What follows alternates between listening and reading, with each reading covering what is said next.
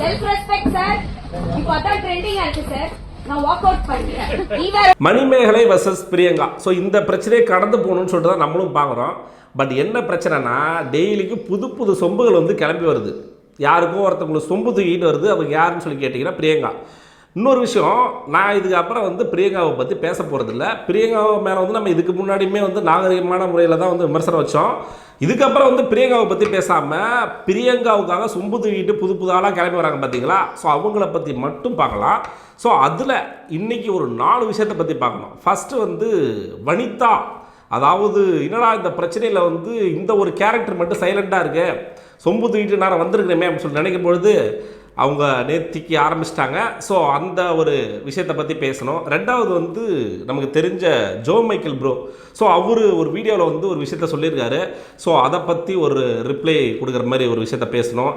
அடுத்ததாக வந்து விஜய் டிவியில் cook with Comali new anchor யார் அப்படிங்கிற மாதிரி வந்து ஒரு ப்ரோமோன் வெளியிட்டிருக்காங்க.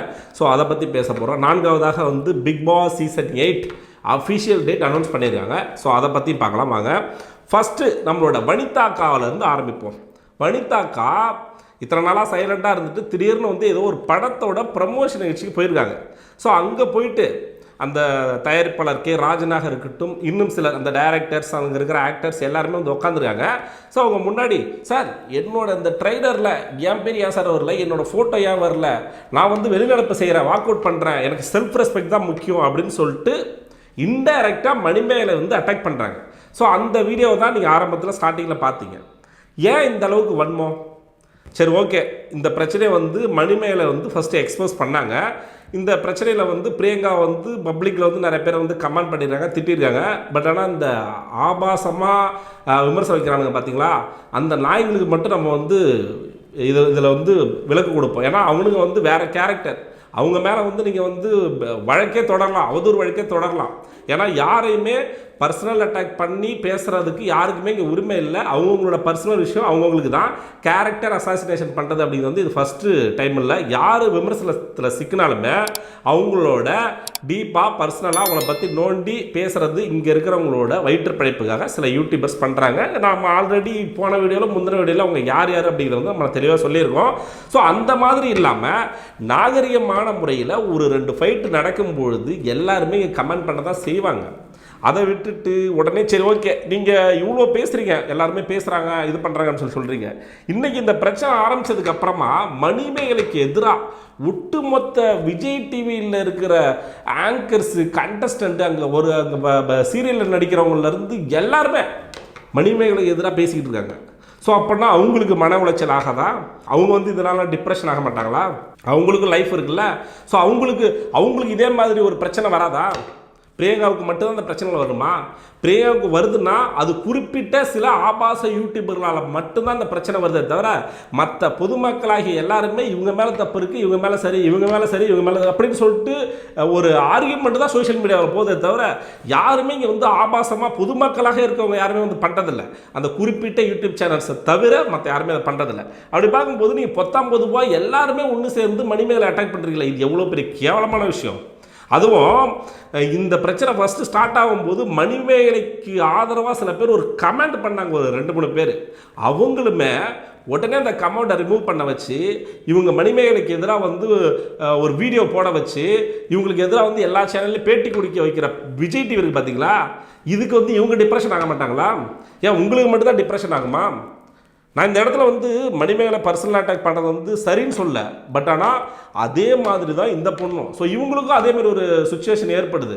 இன்றைக்கி வந்து மக்கள் மட்டும்தான் சப்போர்ட் பண்ணுறாங்களே தவிர மணிமேகலைக்கு இந்த சைடு பிரியங்கா சைடு வந்து எவ்வளோ பெரிய சப்போர்ட் இருக்குது தெரியுமா? இன்றைக்கி இருக்கிற எல்லா யூடியூபர், ஆல்மோஸ்ட் இங்கே பேட்டி கொடுக்குற நிறைய யூடியூபர் முதற்கொண்டு அங்கே விஜய் டிவியில் ஒர்க் பண்ணுற கண்டஸ்டன்ட்டு எல்லாருமே வந்து பிரியங்கா பக்கம் நிற்கிறாங்க.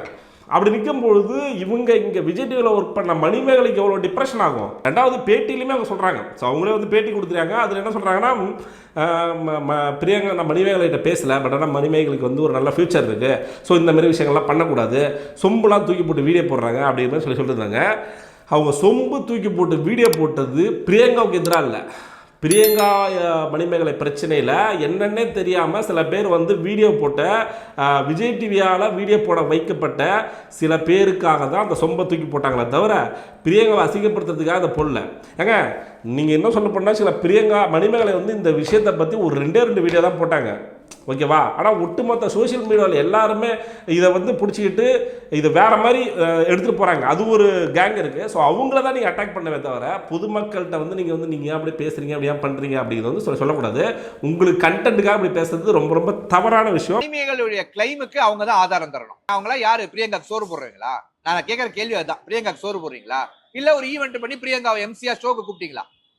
இல்லை எதுவுமே பண்ணாமல் தன் வீட்டிலேயே அப்பங்காசுல 5G ஃப்ரீயா வாங்கி கமெண்ட் போட்டுக்கிட்டு வேலை வெட்டி இல்லாம இருக்கிறவங்க தான் பண்ணிட்டு இருக்காங்க. இதுக்கு அடுத்தபடியா வந்து ஜோ மைக்கேல் ப்ரோவுக்கு வந்து நம்ம ஒரு ரிப்ளை வீடியோ வந்து கொடுக்க வேண்டியிருக்கு. ஜோ மைக்கேல் ப்ரோ வந்து எனக்கு பர்சனலாகவே தெரியும், நான் அவர்கிட்ட வந்து நேரடியாக பேசியிருக்கேன். பட் ஆனால் அவருக்கு வந்து எனக்கு தெரியுமா என்ன அப்படிங்கிறது நமக்கு தெரியல.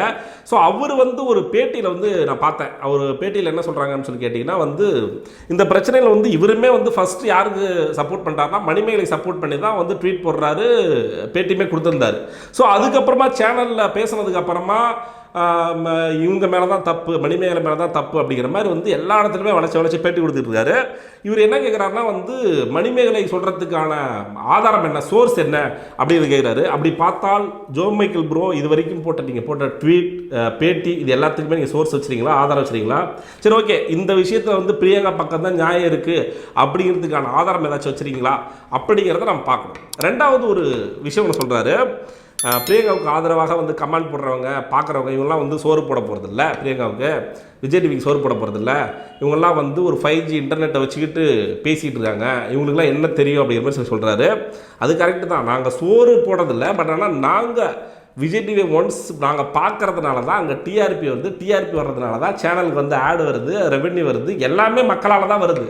மக்கள் இல்லைன்னா இன்றைக்கி எதுவுமே இல்லை, மக்கள் இல்லைன்னா அந்த சேனலே இல்லை, மக்களால் தான் இங்கே எல்லாமே நடக்குது. நீங்கள் பொதுவாக ஒரு யூடியூப் சேனல்லையோ மற்ற யாராச்சும் சொல்லி தான் யாருமே எதுவும் கேட்க போகிறதில்ல. நீங்கள் எப்படி சொல்கிறீங்கன்னா பொதுமக்களை சொல்கிறீங்க. இப்போது ஒருத்தவங்க வந்து இந்த விஜய் டிவி பார்க்குறதுலையோ விஜய் டிவியில் நடக்கிற ப்ரோக்ராம் பார்க்குறதுலையோ இதனால தானே அவங்களுக்கு வந்து டிஆர்பி வருது, அதனால தானே அவங்களுக்கு வந்து ஆட் போடுறாங்க, அதில் ரெவென்யூ வருது. எனக்கு சத்தியம் அது ஒரு பெரிய டீப்பாக நமக்கு போய் பார்க்கணுன்னு அவசியம் இல்லை. பேசிக்காக மக்கள் ஒரு சேனலை பார்க்கறதுனால தான் அந்த சேனலுக்கு வந்து மவுசு போடுது, கரெக்டுங்களா? அப்படி இருக்கும்போது நாங்கள் தானே சோறு போடுறோம், மக்களாகி நாங்கள் தானே சோறு போடுறோம். ஸோ நீங்கள் எப்படி நீ சோறு போடுவோம், அவன் வந்து 5G நெட்டை வச்சுட்டு வீட்டில் உட்காந்துக்கிட்டு ஏதாவது பேட் கமெண்ட்ஸ் போடுறவங்களும் நீங்கள் கேளுங்க, வேண்டான்னு சொல்ல. இல்லை இதை பற்றி ஆபாசமாக யூடியூப்பில் பேசுகிற சில தெருநாய்ங்க இருக்குது பார்த்தீங்களா, அவங்களும் நீங்கள் என்ன வேணால் சொல்லுங்கள், அவங்க மேலே வந்து அவதூறு வழக்கே தொடரலாம், நான் இதுக்கு முன்னாடி சொன்ன மாதிரி. ஸோ அந்த மாதிரி பொதுமக்களை பொதுவாக நீங்கள் இப்படி சொல்கிறது எனக்கு கொஞ்சம் ஆச்சரியமாக இருக்குது. ரெண்டாவது வந்து உங்களுக்கு தெரிஞ்சதுனால தான் நான் வந்து சொல்கிறேன். ஸோ எதுக்கு இப்படி டபுள் ஸ்டாண்டர்ட் மாற்றி பேசுகிறீங்க அப்படின்னு தெரில. மேபி இது உங்களுக்கு தான் தெரியும் என்ன கிளாரிஃபிகேஷன், நீங்கள் என்ன பேசுகிறீங்க விஜய் டிவியில், அவங்களுக்கு என்ன ஆஃபர் கொடுத்தாங்க அப்படிங்கிற நமக்கு தெரியல. ஸோ இதுக்கு அடுத்ததாக cook with Comali new anchor யார் அப்படிங்கிற மாதிரி வந்து விஜய் டிவியில் வந்து ஒரு விஷயம் வந்து போட்டுருக்காங்க. ஸோ இதே மாதிரி இந்த வீக் எண்டில் சண்டே அன்னைக்கு வந்து ஒரு ப்ரோக்ராம் ஒன்று நடத்துகிறாங்க ஸ்டார்ட் மியூசிக்கில். பிரியங்கா தான் இன்னும் 2000 வருடங்களுக்கு வந்து இங்கே ஆங்கராக இருக்க போகிறாங்க, ஸோ இவங்களை தவிர்த்து விட்டு வேறு யாரும் இங்கே இருக்க முடியாது அப்படின்னு சொல்லிட்டு ஒரு மிகப்பெரிய மொத்தமாக மணிமேகலைக்கு எதிராகவே ஒரு எபிசோடு வந்து ஒன்று வந்து கிரியேட் பண்ணியிருந்தாங்க. ஸோ நம்ம அதையும் பார்த்தோம். இது யார் பண்ணாங்க அப்படின்னு சொல்லி கேட்டிங்கன்னா விஜய் டிவி பண்ணாங்க. இப்போ சேம் லைக் அதே தான் திரும்பவும் பண்ணுறாங்க. அந்த ப்ரோமோவில் உங்களுக்கு பிடித்தவராக கூட இருக்கலாம், இல்லை பிடிக்காதவங்க கூட இருக்கலாம், அவங்களா இருக்கலாம், இவங்களா இருக்கலாம்னு சொல்லிட்டு ஒரு ஹைப்பை ஏற்றி விட்டு இதில் மூலயமா வந்து ஒரு டிஆர்பி கிரியேட் பண்ணுறதுக்காக அப்படி பண்ணிட்டு இருக்காங்க. ஸோ இதுவுமே இந்த விஷயத்தை ஒரு மாதிரி டார்கெட் பண்ணுற மாதிரி தான் இருக்குது மணிமேகலைக்கு எதிராக. ஏன்னா அவங்க தானே ஆல்ரெடி எக்ஸ் ஆங்கராக இருந்தாங்க. ஸோ அவங்களுக்கு எதிராக போடப்பட்ட ஒரு குறும்படம் மாதிரி தான் இருக்குது, ஒரு ப்ரோமோ மாதிரி தான் இருக்குது. ஸோ இந்த மாதிரி திரும்ப முடிய போகிற விஷயத்த, முடிஞ்ச விஷயத்த திரும்ப நோண்டி திரும்ப பிரச்சனை கிளப்பி விட்டு சோஷியல் மீடியாவில் பேச விடுறதுனால விஜய் டிவிக்கு என்ன லாபம்னு தெரியல. இதை கடந்துட்டு நம்ம அடுத்ததாக போடணும்னு நினைக்கிறோம். ஈவன் இப்போ நமக்கு ஒரு கிளாரிஃபை வருது. திரும்ப ஒருத்தவங்க போய் நோண்டிக்கிட்டே இருக்கும்போது எல்லாருக்குமே ஒரு பிரச்சனைகள் வரும். வாட் எவர் பிரியங்கா சைடு வந்து தப்பே இருந்தாலுமே அவங்க மேலே திரும்ப திரும்ப குற்றச்சாட்டு வைக்க வைக்க வைக்க அவங்களுக்கு அவ்வளோதான் முடிஞ்சு போச்சு. தப்பு யார் பக்கம் அப்படி தெரிஞ்சிருச்சு, மக்களுக்கு எல்லாமே தெரிஞ்சிருச்சு. இவங்க வெளியே வந்துட்டாங்க, இவங்களும் அடுத்த சேனலுக்கு போகிறாங்க. அவங்களும் வந்து அந்த சேனல் வந்து அடுத்த கண்டினியூ பண்ண போகிறாங்க. அடுத்த ப்ரோக்ராம் பற்றி அவங்களும் எடுத்துகிட்டு போக போகிறாங்க. ஸோ அதை மறந்துட்டு அடுத்த கட்டமாக நம்ம ஏதாவது வேலை பார்க்கலாமேன்னு பார்த்தா திரும்ப திரும்ப இதே தான் பேசி இந்த விஷயத்தை திரும்ப கிளப்பி விட்டு இதை பேச வைக்கிற அளவுக்கு இந்த விஷயத்தை அப்படியே கண்டினியூ பண்ணணும். அப்படிங்கிறதுல வந்து என்ன ஒரு ஆனந்தம்னு அவங்களுக்குமே தெரியல, நமக்குமே தெரியல. ஸோ இந்த விஷயத்தை விஜய் டிவி அவாய்ட் பண்ணியிருந்தால் இன்னும் கொஞ்சம் நல்லா இருக்கும். ஸோ அடுத்ததாக 4வது ஒரு விஷயம் மிக மிக முக்கியமானது, பிக் பாஸ் சீசன் 8 அக்டோபர் 6 தொடங்குறது அப்படிங்கிறது வந்து ஒரு அஃபிஷியலாக விஜய் டிவியோட ஃபேஸ்புக் பேஜ் இல்லைனா யூடியூப் பேஜிலேருந்து நமக்கு கொடுத்துருக்காங்க.